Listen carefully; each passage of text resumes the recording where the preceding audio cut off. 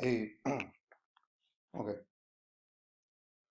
vamos a hacer una oración al Padre Eterno para que nos ayude en el día de hoy. Te damos gracias, Elohim de Israel, Rey Todopoderoso. Tú que creaste los cielos y la tierra, te imploramos que esta palabra sea llegando a nuestro corazón. Que la palabra que es para nosotros hoy, a través de lo escrito antiguamente, sea para reflexión nuestra, Padre Eterno. Y si hay palabras que expreso que no tienen ni siquiera que ver con tu palabra, con lo que tú quieres mostrarnos, pues ayúdale a tu pueblo a discernirlo y a no tomarlo, Padre. Pero lo que es tu palabra, que podamos apreciarla y llevarla a nuestro corazón y a la práctica. En el nombre de Yeshua el Mesías. Amén. Entonces, hoy vamos a tener el estudio de Jueces, la tercera parte del capítulo 3. Ya tuvimos la parte 1, la parte 2, y ahora vamos con la parte 3 de Jueces. Continuamos estudiando verso por verso y hemos ido aclarando cosas, muchas cosas, que tal vez en otro tiempo no les habíamos prestado atención, pero que ahora, al estarlas analizando, vemos que son muy importantes. Y eso hace que estos estudios, aunque son escritos muy antiguos, cobren una importancia para nosotros. Ya anoche aprendíamos cómo vencer al doble inicuo, al Kusan Risataim, que solamente significa doblemente malvado. No es el nombre de un rey de Siria, no existió. No hay en los anales de la historia un rey llamado Kusan Risataim. No existe.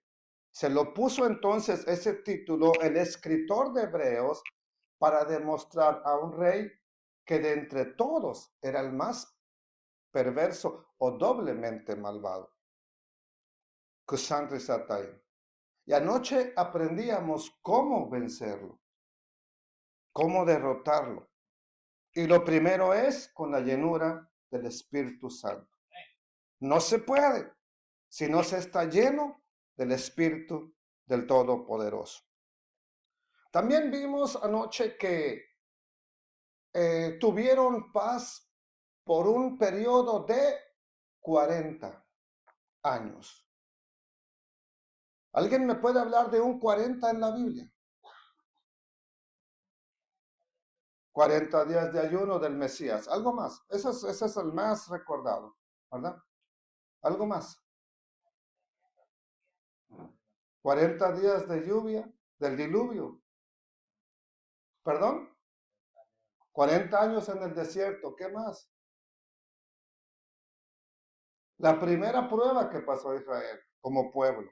40 años, 40 días, perdón, Moisés, arriba en la montaña y el pueblo abajo, fallando antes de los 40 días. ¿Qué significa entonces ese periodo de 40, 400 en la Biblia? 4000. Un tiempo de prueba, un periodo de prueba. En ese tiempo Israel tenía reposo de los adversarios, pero a la vez ese reposo era una prueba del Eterno a su pueblo. ¿Para qué? Como lo ha repetido constantemente, para ver si habían de guardar o no sus mandamientos. Eso lo dijo el Eterno. Mire, en Deuteronomio capítulo 8, verso 2, le dijo el Eterno a su pueblo: y te acordarás de todo el camino por donde te ha traído el Eterno tu Dios estos 40 años en el desierto. ¿Para qué? Para afligirte. Una pregunta. El Eterno, hay veces que nos va a afligir. No es el enemigo.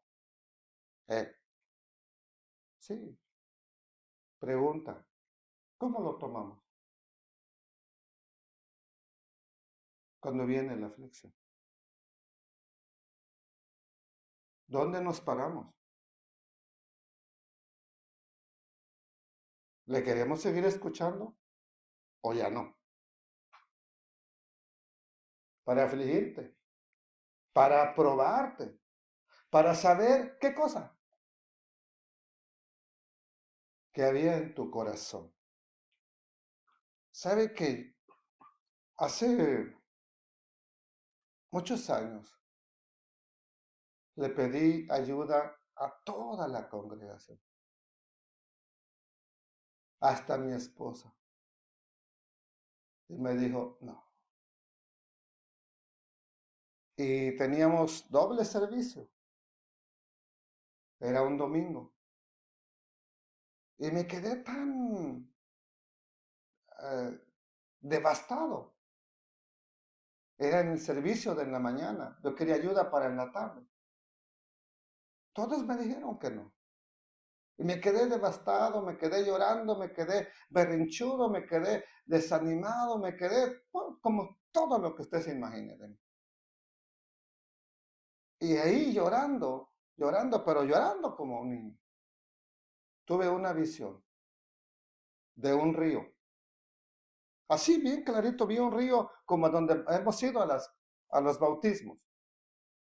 Y se miraba allá al fondo una cadena de oro. Y oí una voz que me dijo, métete, sácala. Y me metí, la saqué y me dijo esa misma voz, ¿qué es? Y recuerdo que decía 18K. Eso significa 18 quilates. ¿Ok? Y me dijo la misma voz, ¿de qué es la cadena? De oro. Y me dijo, ¿tú le ves las impurezas? No, pues es de oro. Yo solamente veo que es de oro. Pero eso no significa que no tenga aleaciones. O sea, metal añadido. Tú no lo ves, pero ahí está. Y así está tu corazón. Tú no miras lo que tiene hasta que no viene algo y lo golpea y hace salir lo que está dentro de tu corazón. Yo permití que nadie te ayudara para que notaras esto.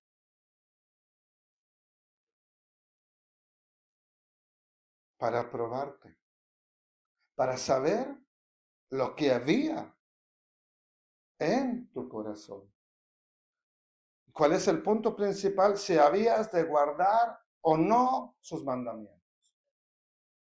¿Verdad? Entonces ya sabemos que ese 40 entonces representa un tiempo de prueba del Eterno a nuestra vida. Y Otoniel, el primer juez que no es juez. Bueno, este sí porque dice la escritura enfáticamente que juzgó a Israel, pero la mayoría eran libertadores. Pero Otoniel les otorga un reposo de 40 días después de la liberación. ¿Qué representa ese 40? Una prueba del Eterno. ¿Para qué? Para probar los corazones. ¿Qué pasó en ese periodo de prueba? ¿Verdad? Fallaron. Entonces, ese es el propósito de este tipo de enseñanzas. Que aprendamos de la historia y no volvamos a cometer el mismo error. Que cuidemos que no nos vaya a ocurrir lo mismo en el tiempo de la prueba. Y con eso vamos a llegar a nuestro siguiente libertador, que es otro personaje que tal vez no es muy conocido y se le conoce como el juez zurdo. ¿Ok? perdón, aquí tenía algo, ¿verdad? Que dice ah, que el Eterno quiso poner a prueba a Israel. ¿Ok? Para ver si obedecería los mandamientos que el Eterno le había dado a los antiguos israelitas, ¿verdad? Pero pues los israelitas decidieron hacer lo malo.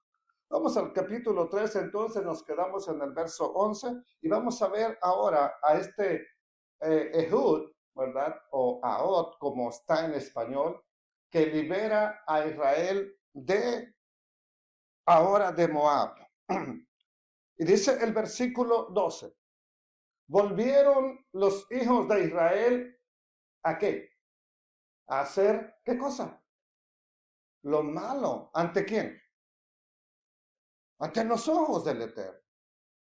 Y esto no crea que es solo Israel, es una constante que se repite en el ciclo de nuestra vida y de las congregaciones.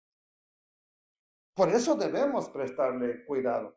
¿Y qué pasa cuando hacen lo malo ante los ojos del Eterno?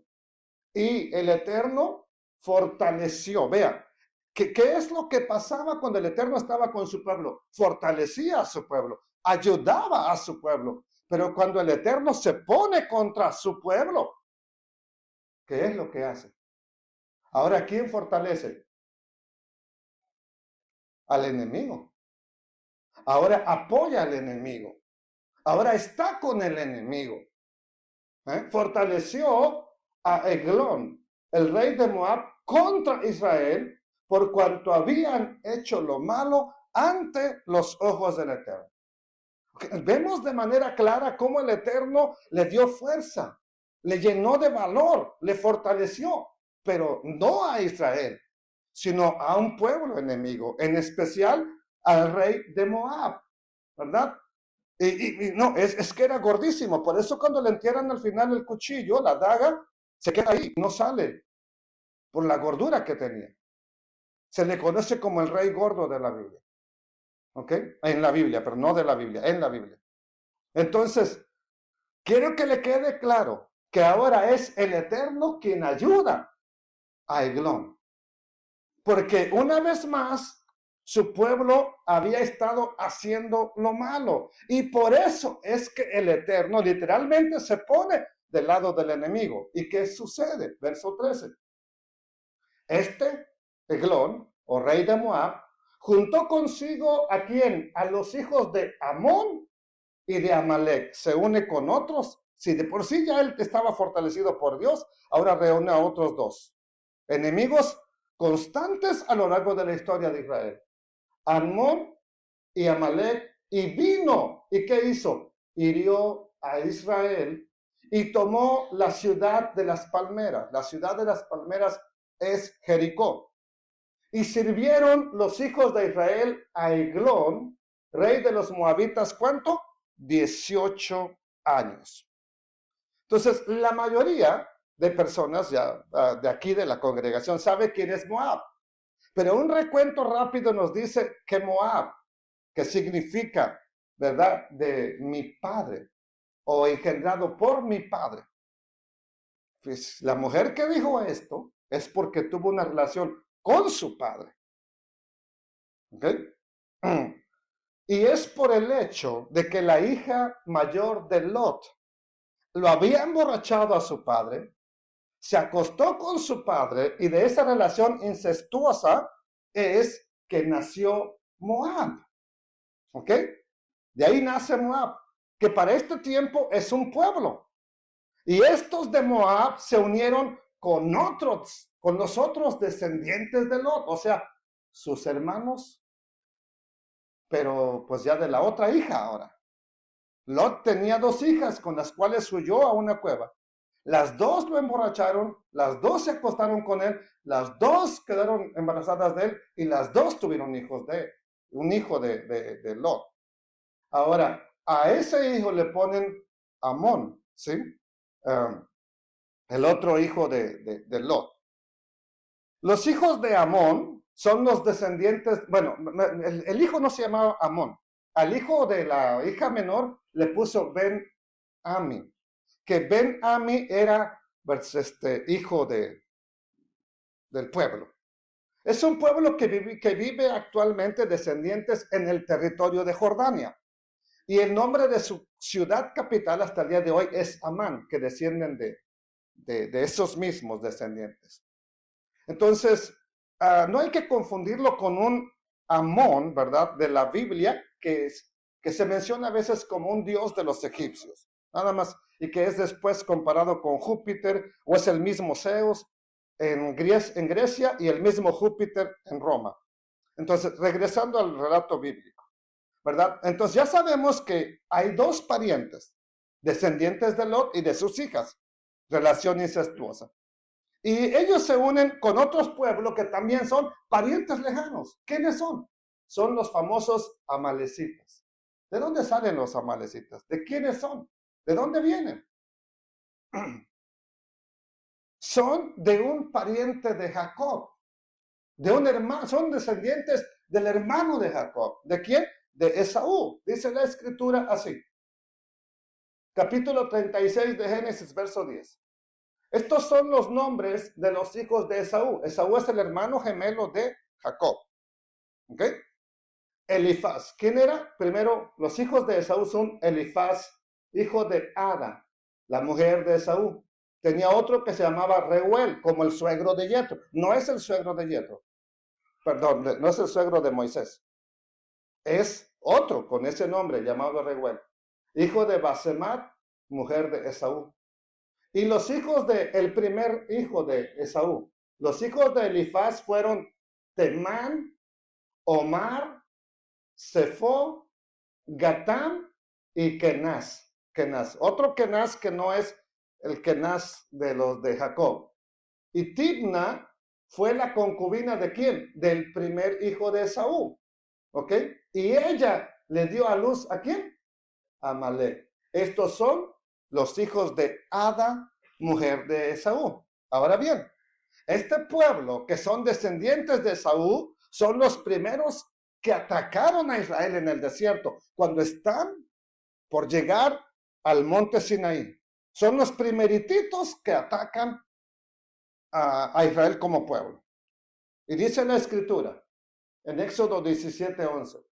Ya sabe la histórica batalla de cuando Moisés se cansaba, ¿verdad? Porque mandó a Josué a pelear con los amalecitas, mientras ellos estaban buscando agua y dejaron a los más débiles esperando por el agua. Ahí vino Amalek y los atacó, a los más débiles, a los más desprotegidos. Y ya sabemos que Moisés estaba en la montaña y Josué abajo peleando. Y dice la escritura, y sucedía que cuando alzaba Moisés su mano, Israel prevalecía, o sea, se fortalecía. ¿Qué más dice? Mas cuando él, a Moisés, bajaba su mano, prevalecía Amalek. Y las manos de Moisés se cansaban, por lo que tomaron una piedra y la pusieron debajo de él, y se sentó Moisés sobre de ella. Y entonces Aarón y Hur sostenían sus manos, el uno de un lado y el otro del otro. Así hubo en sus manos firmeza hasta que se puso el sol. Vamos al capítulo 17, verso 13. Y Josué deshizo a Amalek. Aunque dice que los deshizo, no acabó con todos. Los venció, pero no acabó con todos. Los deshizo a su pueblo a filo de espada. Y el Eterno dijo a Moisés, escribe esto para memoria en un libro. ¿Qué es esto? Esta guerra, este ataque, escríbelo para memoria en un libro. Y dile a Josué que raeré, cortaré, acabaré. Pero hasta el día de hoy hay descendientes de ellos, ¿verdad? Raeré del todo la memoria de Amalek de debajo del cielo. Por eso cuando ya hay un rey, que es justo después de los jueces, ya que hay un rey, la orden que le da al primer rey es que vaya y que acabe con todos los amalecitas. Eso lo encontramos en 1 Samuel 15:2. Le dice la escritura, así ha dicho el Eterno de los ejércitos. Yo castigaré lo que hizo Amalek a Israel al oponérsele en el camino cuando subía de Egipto, recordando esto que acabamos de ver de Éxodo 17. ¿Y qué más le dice? Le dice Samuel, de parte del Eterno, a Saúl, ve, pues, y hiere a Amalek y destruye todo lo que tiene. No te apiades de él. Mata a hombres, mujeres, niños y aún los de pecho. Vacas, ovejas, camellos y asnos. Ya nos quedó más claro entonces quién es Amalek. Y repito, es un pariente lejano, pero pariente del pueblo de Israel. Ni tan lejano, fíjense. Eran primos, ¿verdad? Los hijos de Esaú con los hijos de Jacob eran primos. Entonces, primos segundos, los hijos de los nietos de Esaú con los nietos de Jacob, primos segundos. Pero así estaba. Así que se unieron tres pueblos, los dos hijos de Lot con sus hijas y los hijos o los descendientes de Esaú. Se unen y van a ser enemigos de por siempre de Israel, hasta el día de hoy. ¿Ok? Pero una vez más vamos a ver reflejada la misericordia del Altísimo. ¿Por qué? Regresando a Jueces, capítulo 3 y verso 15 dice así. Y clamaron los hijos de Israel al Eterno, y el Eterno les levantó, no un juez, ¿qué les levantó? Un libertador. ¿A quién? A Ahod o Ehud, el hijo de Gera, de la tribu de Benjamín, el cual era zurdo, por eso se le conoce como el juez zurdo. Y los hijos de Israel enviaron con él, con Ahod o con Ehud, ¿verdad? Un presente al rey Eglón de Moab, a Eglón, rey de Moab. Un presente con el tributo que le pagaban cada año. Entonces, lo primero que nos dice el Eterno es algo que anoche hacíamos mención. Y es que en la angustia, Israel clamó al Eterno. ¿Y qué es lo que necesitamos hacer en un tiempo de angustia como el que se está viviendo? Lo mismo, clamar al Eterno. No tenemos otra opción. Así que por eso les invitamos, véngase, vamos a clamar, vamos a elevar un clamor, elevemos un clamor al Eterno. Es importante, ¿verdad?, hacerlo. Si no sabe qué es un clamor, es cuando se grita desde adentro porque se tiene necesidad. ¿Ok? Si nunca lo ha hecho, se empiece a hacerlo. ¿Por qué? Es tiempo de clamar al Altísimo. Clama por ti, clama por tu familia, clama por la ciudad, clama por la congregación, clama por quien sea, pero hazlo, por favor. ¿Ok? Entonces, un clamor de verdad por lo que está sucediendo en estos tiempos. Y cuando se le clama al Eterno, Él deja ver su misericordia. Él va a expresar su misericordia, como dice el texto, ¿verdad? Que vimos, por ese clamor. ¿Ok? Entonces, y les levanta un libertador. Y especifica que era un libertador. ¿Para qué? Para que les ayude en el problema que están teniendo, en la angustia. Dice el Salmo 57:2, clama al Dios Altísimo, a Dios, quien cumplirá, ¿verdad? En este caso David dice clamo, de que él está clamando, pero yo le digo a usted, clame, ayúdeme a clamar, a buscar el rostro del Eterno. ¿Para qué? Para que cumpla sus propósitos en usted, en mí.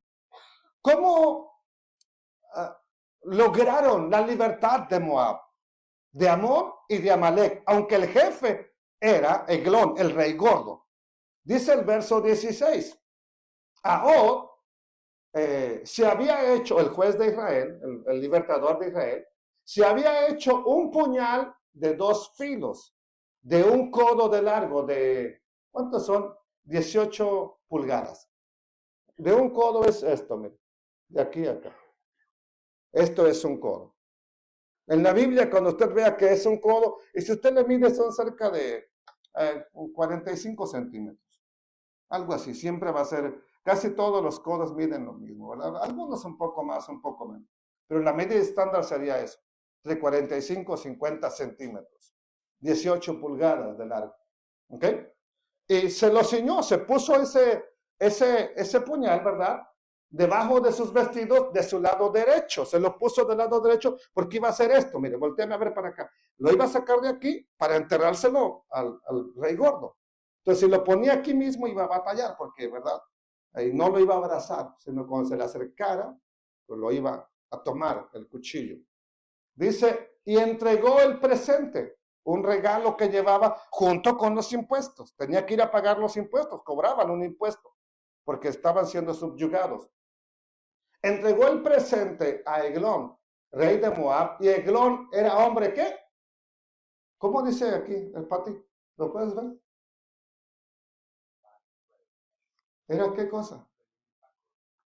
¿Qué significa eso? Estaba muy gordo. Este rey era demasiado grueso.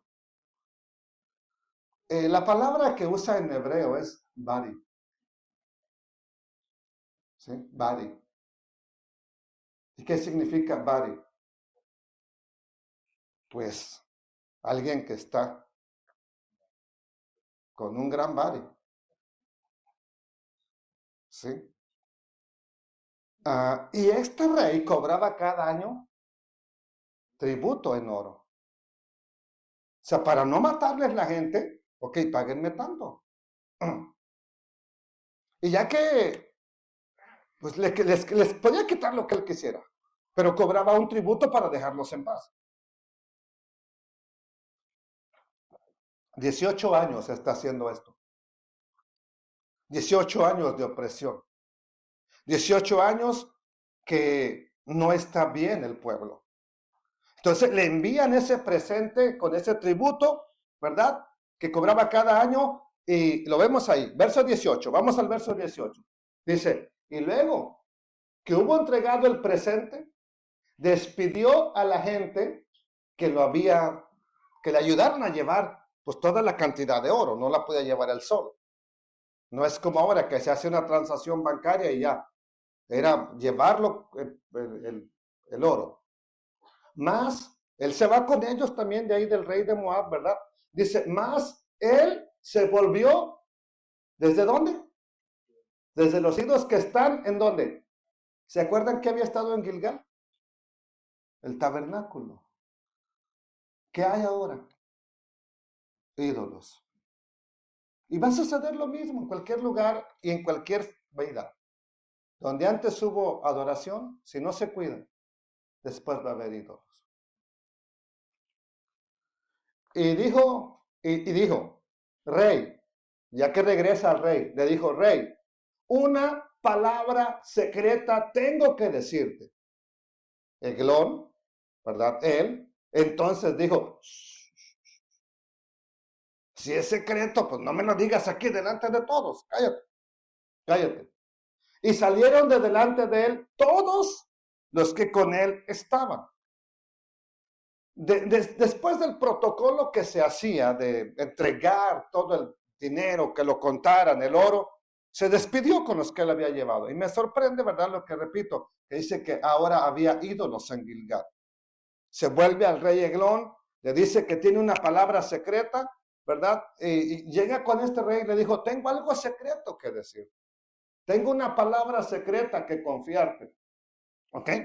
Y pues el Eglón, si es una palabra secreta, saca a todos, no sea que fuera muy importante. Verso 20, ¿qué pasó?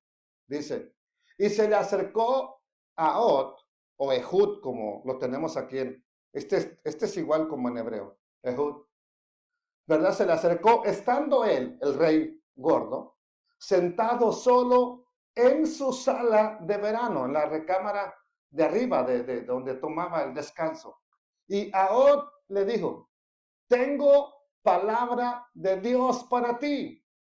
El rey gordo, ¿verdad? Entonces se levantó de la silla. Entonces alargó a Od su mano izquierda, que tenía el puñal en la derecha, ¿verdad? Al lado derecho, lo sacó y lo tomó desde el lado derecho y se lo metió por el vientre al rey gordo. De esta manera fue que acabaron con Eglón. Un rey perverso que había oprimido a Israel por 18 años. 18 años que son bien rápidos de leerse, pero miren, cuando uno está en angustia, una semana se le hace una eternidad. Cuando uno está en opresión, un año se le hace que es toda una vida. Piensen los 18 años. ¿Alguien de ustedes ha estado oprimido por un año? Un año. Un año solamente. Se hace tan largo que uno piensa que se llevó toda la vida. Ahora piénsenlo por 18 años de no hay descanso, difícil de soportar la opresión. Vamos a ver qué aconteció en ese día. Ahod metió la daga especial que había hecho, ¿verdad?, en la gran panza del rey, que en Reina Valera dice que hasta el estiércol se le salió. No lo dice así en la Nueva Traducción Viviente, pero vamos a ver el verso 22. De tal manera, o sea, el cuchillo quedó enterrado en la panza, de tal manera que la empuñadura entró también tras la hoja, hasta donde se tomaba. Entró también detrás de la hoja. Y la gordura, ¿verdad?, se cerró y cubrió la hoja. De tan gordo que estaba, ¿verdad? Porque no sacó el puñal de su vientre. ¿Y se le salió qué cosa? ¿Y le salió qué cosa? Aquí lo dicen. El estiércol. Ese fue el fin de un rey que está oprimiendo al pueblo del Eterno. Pero las cosas no pararon ahí. ¿Qué más aconteció? Verso 23. Dice la escritura, y salió Ahod al corredor. Acuérdense que estaba en la parte de arriba, Eglón. Y cerró tras sí las puertas de la sala y las aseguró con el cerrojo. Y cuando él hubo salido, vinieron los siervos del rey, los cuales, viendo las puertas de la sala cerradas, dijeron, sin duda, él cubre sus pies en la sala de verano. ¿Alguien sabe qué significa cubrir los pies en la Biblia?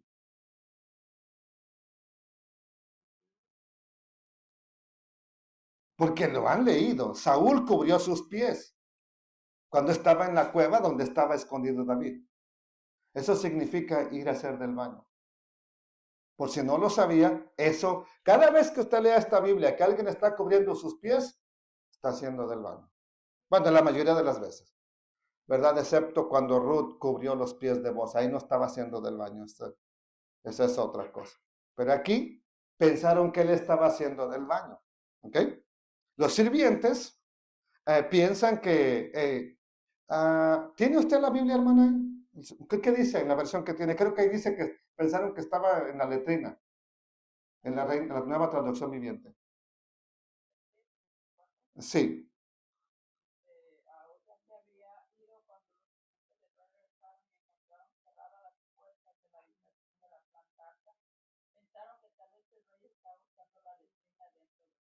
Ok, ¿ya vieron? Ahí ya está más claro. Pensaron que estaba usando la letrina. Letrina es un baño. Ya, espero que eso sí ya lo sepan, ¿ok? Entonces los sirvientes de Eglón esperaron a ser llamados hasta que él saliera. Pues ya, ¿cuánto tiempo se tardaba en el baño? Pues sí, y sin celular. Sí, porque hoy la gente se mete con celular y sale una hora después, que no puede ni salir porque no se puede parar. ¿Verdad? Pero pues sin celular, y él, con el gordo que estaba, pues a lo mejor tardaba una media hora. Pero vieron que no salía, nada, no los llamaban ni nada. Entonces, ¿qué es lo que hacen? Verso 25. Así que esperaron, pero al ver que el rey tardaba mucho en salir, se preocuparon y buscaron, como dice, aquí dice que buscaron una llave. No se abría con llave antes, ¿verdad? Era muy difícil que tuvieran llave, pero buscaron cómo abrir. Cuando abrieron las puertas, encontraron a su amo muerto en el suelo. Verso 26. Mientras los sirvientes esperaban, ¿verdad? Esperaron en el tiempo en que pensaron que él estaba en el baño. Ahod escapó y pasando los ídolos, o sea, pasando de Gilgal, se puso a salvo en Seirat. Y cuando había entrado en la ciudad de Seirat, tocó el cuerno en el monte de Efraín. Y los hijos de Israel descendieron con él del monte y él iba delante de ellos. Ahod se escapa, pasa más allá de los ídolos, ¿verdad? De Gilgad, y no se queda de brazos cruzados. Esto es importante. Cada vez que pues logras golpear a tu enemigo, no te quedes de brazos cruzados. Espera que el enemigo va a reaccionar. Y eso es lo que hace Ehud. Él sabe que aquellos no se van a quedar de brazos cruzados. Así que entra en la ciudad, toca el shofar, reúne a los del pueblo, y aquí es donde el Eterno se mueve por medio de su espíritu. Él mueve a las personas, ya que los hijos de Israel responden al llamado de Ahod. Él iba delante del ejército, pero ahora la gente que estaba oprimida, que antes se escondía, ahora responde al llamado del Eterno. ¿Por qué? Porque ahora vino el Espíritu de Dios que les va a dar la victoria. Verso 28, dice así. Entonces él, Ahod o Ehud, les dijo, síganme, porque el Eterno ha entregado a vuestros enemigos, quienes los moabitas, en vuestras manos. Así que los israelitas los siguieron y tomaron control de los vados. Los vados es el paso. Recuerde que Moab está del otro lado del río Jordán, más allá de Jericó. Entonces tomaron el control de los vados del río Jordán que cruzan hacia Moab y no dejaron que nadie pasara. Se ponen ahí los israelitas, ¿verdad? Esperando a los moabitas que vendrían a hacerles la guerra en venganza del rey que se le quedó metida la daga. ¿Ok? Y dice la escritura lo siguiente, verso 29. Y en aquel día mataron de los moabitas, ¿como cuánto? Como 10,000 hombres. Mire, pero no eran cualquier persona los que mataron. Miren, ¿dónde habían estado escondidos estos que salieron hoy al oír el toque del shofar? ¿Dónde habían estado escondidos? Pues en cualquier lugar, pero escondidos. No eran guerreros, no era un ejército que salían a enfrentarse con Moab. Pero ahora, por el llamado del Eterno y la llenura del Espíritu Santo, son transformados. Y eso es lo que estaremos viendo a lo largo de los jueces. Una transformación que viene solamente con el Espíritu de Dios a tu vida. El Espíritu del Eterno. Ahora son transformados y vea a quienes mataron. 10,000, pero no cualquier trabajadorcillo de la granja. 10,000, todos valientes, los de Moab, ¿verdad? Todos hombres de guerra, y no escapó ninguno. Esto será un ejército bien entrenado, y no cualquiera, de los valientes, de los guerreros bien entrenados. Pregunta, ¿cómo logró un grupo de personas que por 18 años se han estado escondiendo, cómo logran vencer 10,000 guerreros especiales y escogidos de Moab? ¿Qué hizo la diferencia? Que vino el Espíritu de Dios y transforma. Esto lo veremos mucho mejor en el capítulo 4 con Barak y sus soldados. Ahí veremos, porque ocurre precisamente en un lugar bien especial esa transformación. Mataron entonces 10,000 hombres, todos los de Moab, todos valientes, todos hombres. No cree que agarraron un granjero, vente, agárrate tu asadón o tu arado y vámonos a la guerra. No, todos valientes, todos hombres de guerra. Así fue subyugado, así fue destruido, ¿verdad? Acabado Moab aquel día bajo la mano de Israel. Y reposó la tierra, ¿cuánto? 80 años. Dice la escritura que ese día los israelitas mataron un promedio de 10,000 hombres de Moab. Pero lo repito y lo recalco, no cualquiera. Hombres de guerra, hombres valientes, hombres especiales, entrenados para la guerra. Eso hace la diferencia más bien, esto hace la diferencia cuando el Eterno está contigo. ¿Qué es? ¿Qué hace la diferencia? Cuando Él está contigo, te transforma de un debilucho a un guerrero que puede luchar. Pero cuando está contra ti, ¿a quién va a fortalecer? A tu enemigo. Y a ti te pone espíritu de cobardía para que te escondas, para que huyas, para que te metas en cualquier cueva, no para buscar del Eterno, para huir. El Eterno se puso por 18 años con Eglón. ¿Y que logró Eglón? Subyugar a Israel, oprimirlos, hacerles la vida imposible. Pero después que el pueblo clama y se humillan, el Eterno se pone del lado de su pueblo y vemos este resultado. Pregunta, ¿cómo podemos lograr que el Eterno se ponga de nuestro lado? ¿Cómo?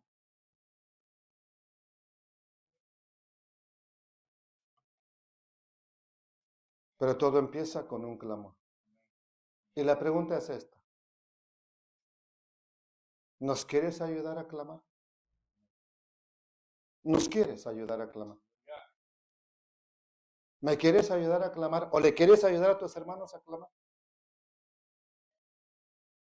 Si tú ves que hay una necesidad aquí, yo te invito. Es hora de clamar. Es hora de clamar. Por esta razón es que pudieron vencer a un ejército bien preparado, porque clamaron al Eterno y el Eterno ahora está de su lado. Y pudieron, porque esto hace la diferencia. Y no importa qué tan fuerte, qué tan valiente, qué tan bien entrenado sea tu enemigo. Cuando el Eterno te ayuda, puedes derrotarlo. Pero no nos jactemos cuando obtengamos la victoria. Manténgase humilde, siga buscando el rostro del Eterno, no le dé la espalda al Altísimo, no lo pierda descuidándolo.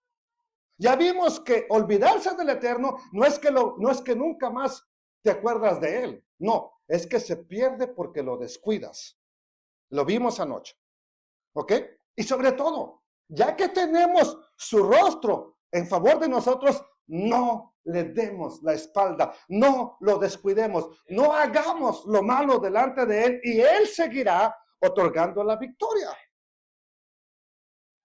Así es como lograremos obtener las cosas. Pasamos a otro personaje, es solamente un versículo, solamente uno. Otro personaje que quiero analizar el día de hoy. ¿Quién? Dice el verso 31, después de él, de Ahod o de Ehud, fue Shamgar o Samgar. ¿Ok? Mire, aquí está en inglés, mire, véalo. Es así como se escribe en hebreo, Shamgar. El hijo de Anat, el cual mató a 600 hombres de los filisteos con una aguijada. Y aguijada no es quijada, es una vara con la que se le pica a los bueyes para que caminen. ¿Ok? Y también salvó ¿a quién? A Israel. Ok. ¿Qué podemos aprender de este versículo? Y de la vida de Samgar. ¿Qué podemos aprender de una vida resumida en un solo versículo?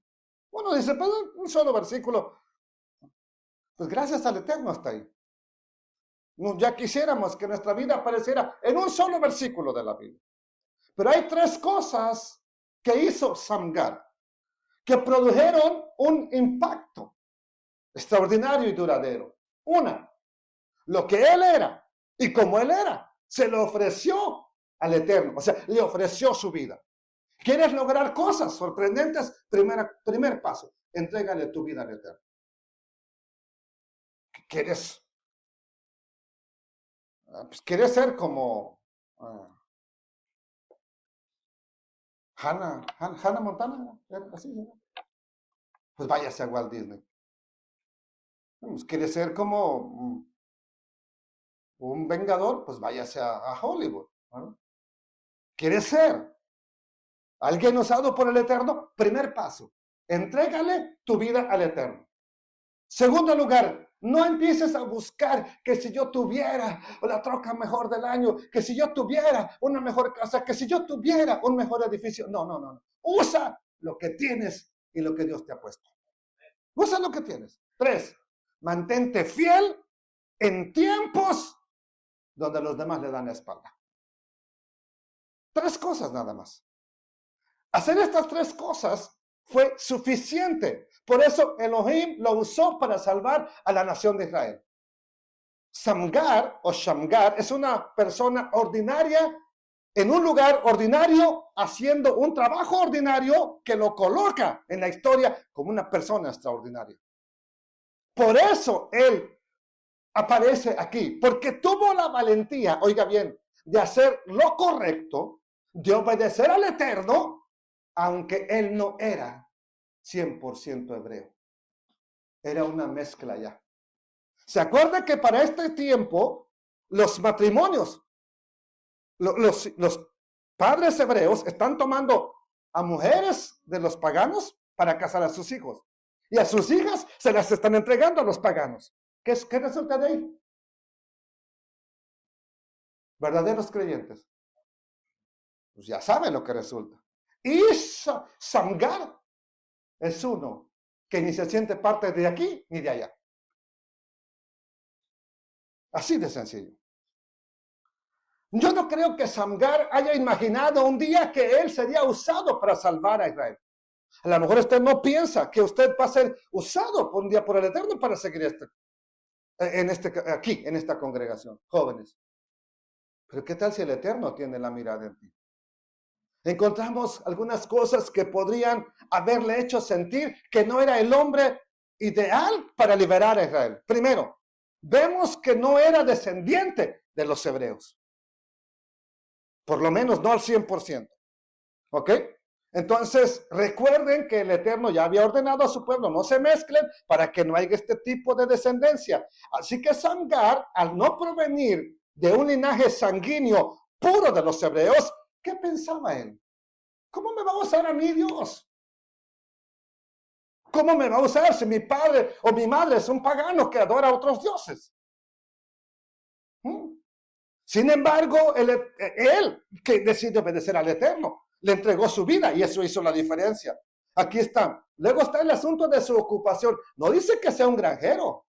No dice que sea alguien adinerado. No dice que sea alguien que tenga una posición muy especial. ¿Por qué? Lo único que tiene es una vara con una punta de hierro. Es lo único que tiene. Entonces, visualicemos por un momento a Samgar. ¿Quién era? Un granjero solo enfrentándose a un ejército de filisteos. Pero algún momento de su vida habrá pensado Samgar, yo seré usado por Dios para destruir filisteos. O solamente caminaba, iba a trabajo, iba por ahí, trataba de hacer lo correcto, no se metía en problemas, pero no pensó que el Eterno lo fuera a usar para ello. Pero ¿por qué no tenían armas? ¿Por qué tiene que usar una vara en ese momento? ¿Y por qué no había armas en Israel? Bueno, vamos a ver la historia. Vamos a ir a 1 Samuel 13:19. En toda la tierra de Israel no se hallaba herrero. ¿Por qué? Porque los filisteos contra los que peleó Samgar habían dicho, para que los hebreos no hagan espada o lanza, acabaron con todos los herreros. Prohibieron a los herreros. ¿Y qué más dice? Por lo cual, todos los de Israel que tenían que descender, ¿a dónde? ¿Ir a dónde? A los filisteos. ¿Para qué? Para afilar cada uno la reja de su arado, su asadón, su hacha o su hoz. Los filisteos sabían quién tenía un arma. Un hacha. Pero lo tenían bien vigilado. No había armas. Como los filisteos tenían dominio en ese tiempo sobre Israel, por eso no permitían que los herreros trabajaran con el hierro y se hicieran armas.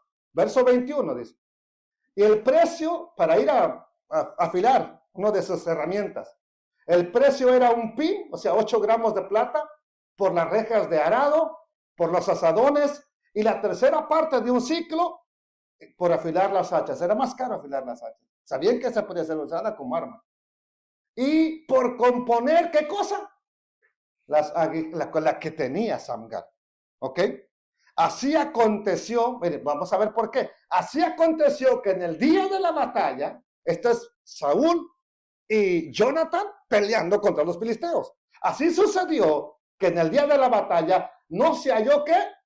Espada ni lanza en manos de ninguno de su pueblo.